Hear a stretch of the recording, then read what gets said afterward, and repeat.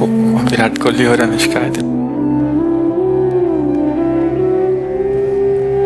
विराज बैठ, प्रसन्न हो? हाँ, नहीं, ठीक ही रहना चाहिए। हम आपको अपने प्रभु का विधान बताते हैं थोड़ा सा। जब प्रभु किसी पर कृपा करते हैं, ये वैभव मिलना कृपा नहीं है, ये पुण्य है। पुण्य से एक घोर पापी को भी बहुत, देखो, पाप करके भी उनका कोई पुण्य है जिससे वो सुकृत पूर्व के सुकृतवश चल रहे हैं, नया पाप है। ये वैभव बढ़ना या यश बढ़ना, ये भगवान की कृपा नहीं मानी जाती। भगवान की कृपा मानी जाती है अंदर का चिंतन बदलना, जिससे आपके अनंत जन्मों के संस्कार भस्म होकर और अगला जो है वो बड़ा उत्तम होगा। अंदर के चिंतन से होता है, बाहर से कुछ नहीं होता। महत्व अंदर का चिंतन। अच्छा, अंदर का चिंतन हम लोगों का स्वभाव बन गया बहिर्मुखी। बहिर्मुखी मतलब बाहर यश, कीर्ति, लाभ, विजय, इससे हमको सुख मिलता है। अंदर से कोई मतलब नहीं रखता कोई विरला ही अंदर से। अब क्या होता है, भगवान जब कृपा करते हैं तो संत समागम देते हैं, कि दूसरी जब कृपा होती है तो विपरीतता देते हैं, और फिर अंदर से एक रास्ता देते हैं। ये मेरा रास्ता है, ये परम शांति का रास्ता है, ये शांति का रास्ता नहीं। भगवान वो रास्ता देते और जीव को अपने पास बुला लेते हैं। बिना प्रतिकूलता के संसार का राग नष्ट नहीं होता। किसी को भी वैराग्य होता है तो संसार की प्रतिकूलता देखकर वैराग्य होता है। सब कुछ हमारे अनुकूल है तो हम आनंदित होकर उसका भोग करते हैं। जब हमारे ऊपर प्रतिकूलता आती है तब ठेस पहुंचती है कि इतना झूठा संसार, तो अंदर से भगवान रास्ता देते हैं, ये सही है। भगवान बिना प्रतिकूलता के इस संसार को छुड़ाने का कोई भी औषधि नहीं रखी।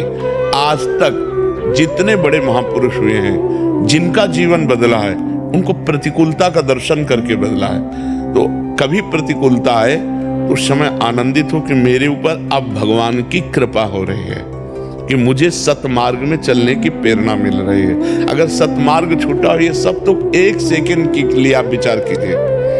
अब अपना सुधार कर लो, अपने जीवन को सत्य में ले आओ, तो अगला जो होगा वो बहुत जोर का होगा। चाहे जन्म हो तो श्रीवान, कुलवान, धनवान, वैभव संपन्न ऐसे, और भक्ति की अनुकूलता, भक्ति की अनुकूलता। खास बात श्रीवान, धनवान, कुलवान नहीं, खास बात भक्ति की अनुकूलता। अगर इस जन्म में भगवत प्राप्ति नहीं हुई तो भगवान श्री कृष्ण ने गीता में कहा है कि मेरे भक्त का नाश नहीं होता। मैं कुलवान, धनवान, श्रीवानों के कुल में जन्म देता हूँ और फिर पुनः भक्ति का माहौल देता हूँ, और पूर्व का जो भजन छूटा हुआ हो वहीं से उसको। अब बिल्कुल ऐसे ही रहो जैसे रह रहे हो, बिल्कुल संसारिक बन करके रहो, लेकिन अंदर का चिंतन आपका बदल जाए। अंदर के चिंतन में आपकी यश की भावना न रह जाए, अंदर के चिंतन में आपको धन बढ़ाने की भावना न रह जाए। अंदर का चिंतन हो जाए, प्रभु बहुत जन्म व्यतीत हो गए, अब एक बार आपसे मिलना चाहते हो, एक बार आपसे मिलना चाहते हैं प्रभु, मुझे आप चाहिए, अब संसार नहीं। तो बात बन जाएगी, तो बात बन जाएगी। तो इसलिए आनंद पूर्वक भगवान का नाम जप करो, बिल्कुल चिंता मत करो। बाबा, क्या नाम जप से हो जाएगा पूरा? ये हम अपने जीवन का अनुभव बताते हैं। सांख्य योग और अष्टांग योग और कर्म योग और भक्ति योग, चारों योगों में प्रवेश रहा है। पहले हम सन्यासी रहे 20 वर्ष सन्यासी रहे काशी विश्वनाथ जी। तो हम सांख्य योग, अष्टांग योग, जो अष्टांग योग है ना, अष्टांग योग, कर्म योग, इन तीनों को अच्छी प्रकार जान करके और फिर भक्ति योग में आए हैं। स्वयं भगवान शंकर से बढ़कर कोई ज्ञानी तो नहीं ना, सनकादि से बढ़कर कोई ज्ञानी नहीं। वो हरिशरणम हरिशरणम सनकादि हर समय जपते रहते हैं। भगवान शिव राम राम राम राम राम राम जपते रहते हैं। हम वृंदावनवासी प्रिया प्रीतम के उपासी, तो जो राम में राह है वही राह है, जो धा है ये रस देने वाली वस्तु है। तो हम राधा राधा राधा राधा, मतलब आप ये समझो कि हमारी इतनी तार्किक बुद्धि रही, हमारी श्रद्धालु बुद्धि नहीं रही। सन्यासी की जो बुद्धि होती है वो तर्क प्रधान होती है, कसौटी पर कसने पर। तो हम केवल भावुकता में राधा राधा का प्रचार नहीं कह रहे कि हमने सुना और ऐसे ग्रंथों में पढ़ा, ऐसे कह रहे, स्वयं स्वाद लेके कह रहे और विश्वास के साथ कह रहे कि यदि आप राधा राधा जपते हो तो इसी जन्म में भगवत प्राप्ति हो जाएगी, इसी जन्म में। जैसे किसी से कहा जाए कि तुम सत्य बोलो, मंदिर में चढ़ के बोलो, तो हम मंदिर में नहीं, हम वृंदावन में बैठे हैं। करोड़ों मंदिर इसकी समानता नहीं कर सकते, भगवान का परम धाम है। अगर राधा राधा नाम चल रहा है तो इसी जन्म में भगवत प्राप्ति हो जाएगी। हमारी आखिरी श्वास यदि राधा, तो मुझे श्री जी की प्राप्ति, भगवान की प्राप्ति हो जाएगी। इसमें कोई संशय नहीं और किसी साधनों की कोई आवश्यकता नहीं। आप केवल अंदर ही अंदर चलाइए और लिखिए। देखो, हम जो कह रहे हैं उसको समझो।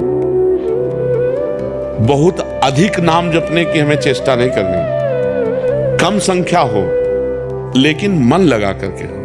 जैसे हम, अब देखो, आप लिखो राधा, अपने दिमाग में लिखो, खुले नेत्रों लिखो, या बाहर देखो, दिखाई दे रहा है राधा लिखा हुआ, वही कान में सुनो राधा, वही अंदर उठाओ राधा। ये तीनों का एकाकार हो जाए तो ये करोड़ों नाम जप के बराबर है। देखो, जैसे हम बोला राधा, ऐसे हम 1000 राधा नाम बोले तो हम बोला राधा, ये उपांशु है, इसे उपांशु कहते हैं। राधा राधा राधा राधा 1000 बार, ये उपांशु हुआ। अब ये ऐसे उपांशु हम 10,000 बार जप करें, अंदर देखते हुए बोले राधा, उपांशु 10,000 बार नाम जप करने का फल एक बार मानसिक में है। इतना बड़ा फल है ये। ऐसे